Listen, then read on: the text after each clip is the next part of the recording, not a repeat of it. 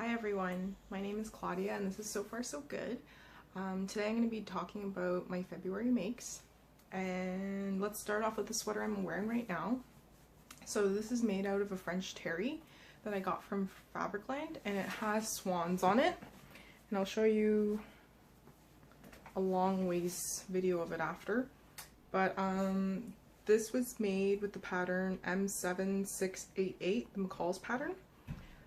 I made already two versions of it. So I made the sweater drop, I guess they're all drop shoulders, but I made the sweater, the plain sweater for this, and so it was like already such a crazy pattern, like of swans everywhere. Didn't want any extra frilly stuff. I don't think it would have shown up that well. And I also made there's a version with frills on it. I'm just gonna show you here. So I made this as well, and I made it out of a black French terry. When I was making that version, actually, there's a part in the method that says you just, so you see there's like frills on top, and it says you just lay on that frill basically down and sew it straight on. So you don't even roll the hem for the part that's actually sewn in there. Which I thought was kind of odd because it would look really unfinished. So basically I messaged a whole bunch of ladies on Instagram who have already made this version to see what they did. I don't know if I was like misreading the method and it was actually supposed to be rolled in and then sewn downwards, or if that frill part was supposed to be just laid on top without rolling in the hem that's actually attached to the main shirt. So after talking to some people, I've concluded that you were actually supposed to lay the frill on right on top of the shirt without rolling it or anything, and having a raw hem for the part that's actually attached to the shirt. Some people actually did roll theirs in, and they said it turned out okay like that, because they didn't want that raw hem right at the front. So I rolled mine and sewed it down and then flipped it over basically. And then the end of the frills too are supposed to be raw, which I don't mind. I think they look okay like that. I just thought it was very odd to have it raw right at the front, because it looks like you're just pasting on some frills, and then you'll see all the hem marks and everything like that. Or not the hem marks, but the sewing line, and I didn't want that. So I made this out of a black French terry, which I really liked. It was really soft and everything like that, but I just felt like since it was, the French terry is such a thick fabric that it just made the frills like really big and they stick out, and I'm a really petite person, I guess, because I'm 5'1", and I just felt like this shirt was too much for my height. I'm also very small on top, so I just feel like I'm engulfed in this sweater. Also for the sizing for the McCall's sweater, it was way too large. I think it said I fit into a medium, and I already knew because it was loose fit that I should probably go down a size, so I went down a size to a small. And I think this one was actually small, and as you can see, it's quite large.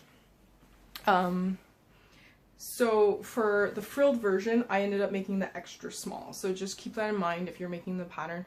I think I even checked the finished measurements and everything like that, but I just knew it was loose fitted, so I wasn't too sure, which is why I only went down one size from the recommended, and I realized going down 2 sizes, which would have been much better, because it would have draped over my body nicer instead of just engulfing me. So with the frilled version, I think it would be really nice with a thin jersey kind of fabric, because the frills would have draped more and they wouldn't have been sticking up as much.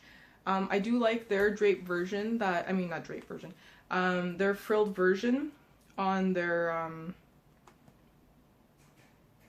website, or on the envelope, because the envelope has that version as well. I felt like the frills were less voluminous.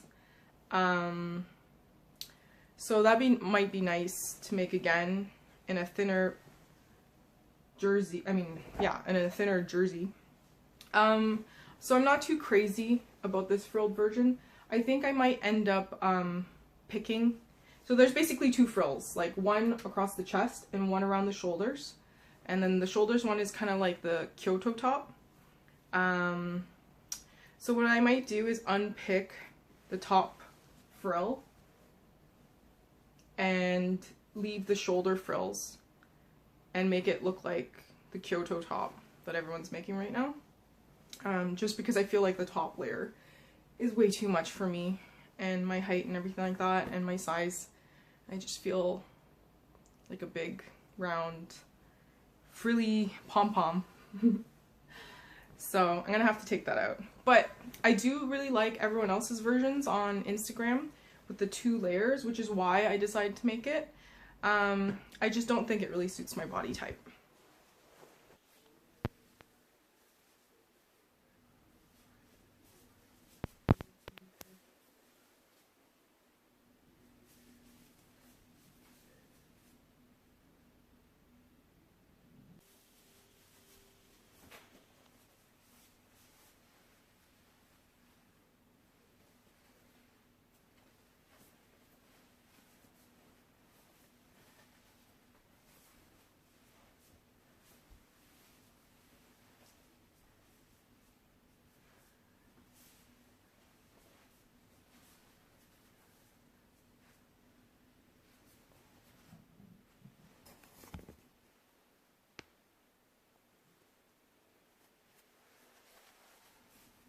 Oh, also with my leftover jersey fabric from the two sweaters, I made my son a ringer's tee. I think it's Brindle and Twig makes this pattern, and it's actually a free pattern as well.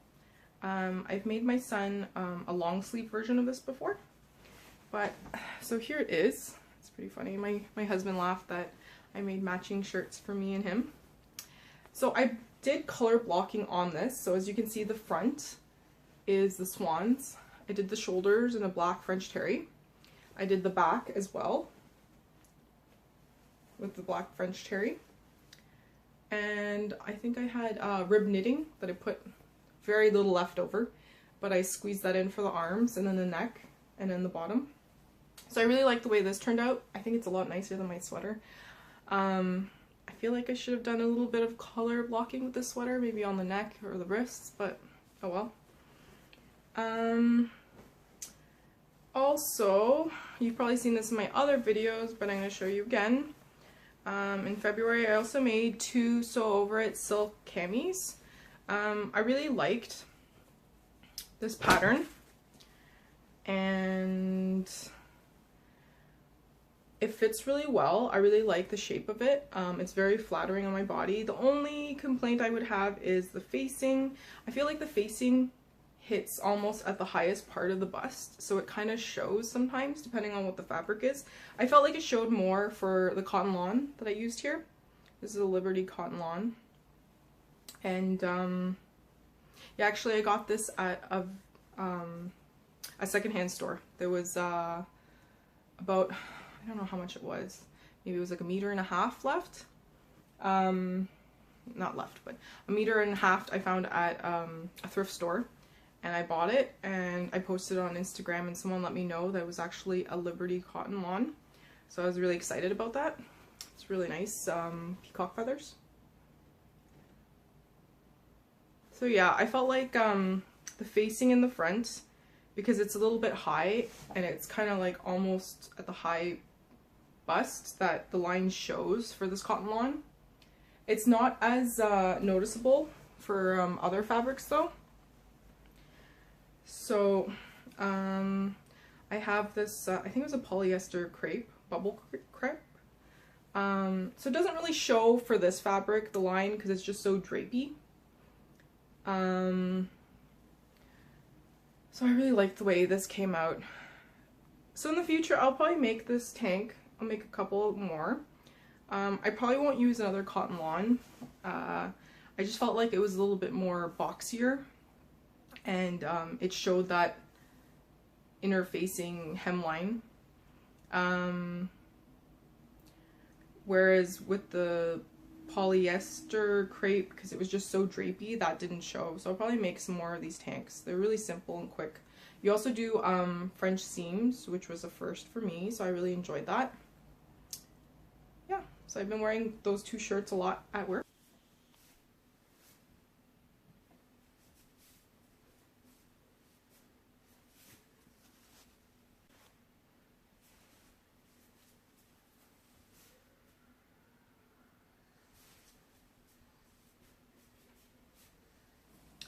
So I haven't been doing any sewing this month. I've been doing a lot of knitting. I haven't been feeling too well last month and this month since I had the flu. So it's been kind of hard to get the motivation. I kind of lost my sojo motivation to do any sewing this month. I really wanted to sew the Cali and ginger jeans this month as well. Maybe I overwhelmed myself because it's two garments I haven't made before. Like, I've never made jeans before, I've never made a collared shirt before, so I haven't had the motivation to make or sew anything this month. I've been doing a lot of knitting though, since Craftsy had a free weekend of unlimited Craftsy videos that you could preview. So I've been knitting toe-up socks. I've also knitted a hat, so I'll show you the hat. And I'll show you my socks as well. Where are they? Oh, yeah. So I'm on my second pair, my second sock. And this is the Afterthought heel. So I'll be adding the heel in when I guess I'm done the second sock. And I'm knitting a cowl as well. I'm knitting the cowl that Lisa Kish showed in one of her videos, the fig cowl. And I'm actually making it in the same colors because I really liked her color blocking with the pink on top and the light gray and dark gray on the bottom. So I'm making that right now as well. I also purchased, I think Craftsy had a deal where it was like 2 weeks for $1. So I got that, and I've been watching all their knitting videos and really getting into knitting. So that's been fun. I've also been watching, it's I guess like kind of like a podcast, but it's like videos. It's the Grocery Girls, and their videos are called Off Our Needles. I've been really enjoying watching that. They're so funny, and they've been they also have like little knit-alongs with their videos, and also they'll show you techniques that people might get stuck on, or they'll talk about different techniques for knitting, or talk about a pattern that that they're highlighting that day. So I've been enjoying that. I've also been enjoying podcasts, so I've been listening to a lot of Love to Sew at work. So I've also started listening to Stitcher's Brew, and that's Gabby Dashery and Pigeon Wishes that are doing the podcast. So I've been enjoying that too. Listening to a lot of that at work when I'm dreaming about sewing.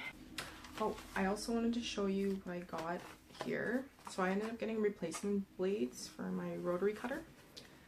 So it's Fiskars blades, and it comes with 5. It was on sale at Michael's. So you get 5. It also includes 5 blades. It's actually like a no-touch blade changer tool. And it comes with 5 extra rotary blades, and it was like $7.99.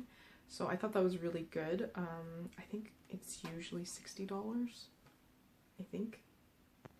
And so I ended up getting 2 packs of that because I really enjoy using the rotary cutter a lot more than scissors, but sometimes scissors are good too. Also, my plans for next week, I'm going to be joining a knitting group. So I'm really excited about that. I guess they meet up every other week, and it's actually not too far from my house. It's like down the road. And we're gonna meet up at a cafe and knit and chat, so I'll let you know how that goes. I'm really excited about that. So yeah, I hope everyone out there is enjoying their sewing, and I really hope I get out of this slump of not really feeling like sewing. I I guess time, I feel like it's hard to squeeze in time now to sew, just because I only have like maybe 30 minutes at the end of the day. So I usually split up my work. Like I'll do cutting one night, and then I'll do some sewing another night, and some sewing another night. It's just really hard with like the ginger jeans and the Cali top shirt, just because I feel like I don't know what I'm doing, so it takes a lot of time reading or fitting and cutting out stuff correctly, and by the time I get that all done, I don't have enough time to sew.